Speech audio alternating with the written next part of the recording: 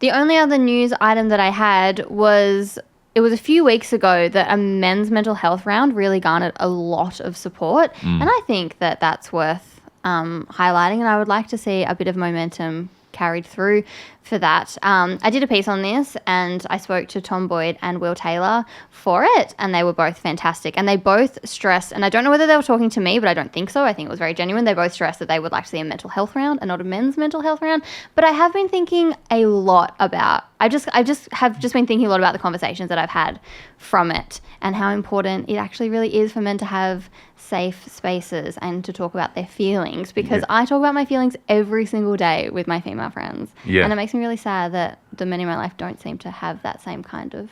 No, it's very hard. Yeah. I've never spoken to Tom in my life as well. Yeah. But no, it's an incredibly hard thing too. It's not culturally something that's done. And it's... but also, like, it's no more...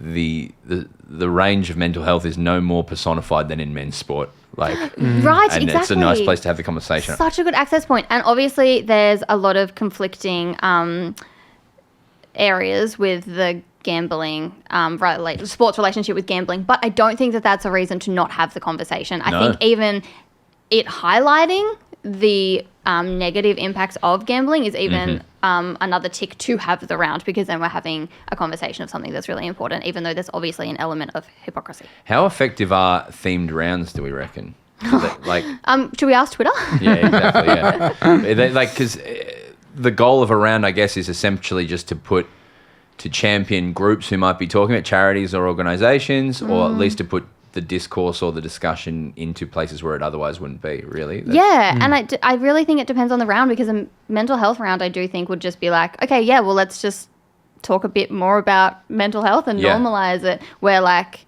and also I do think that should be backed up with action, and Tanya Hosh said that when she talked about it, and she would like to see, support and systems for mental health backed up with a themed round. But I do think for the fans, it would just be the conversation. But then when you have rounds like Pride Round, I think that's got to be backed up with a lot of like learnings and education behind it. But also, and I think that we've talked about this, and I know that there's not a gender violence round, but Carlton do Carlton Respects, and they did the last year standing in a circle in the middle of the ground for a moment's silence. And I do just think that put the AFL in a position that when things come up, well, they've made their stand clear, so they have to back it up now. Yeah. And so I do think it is important.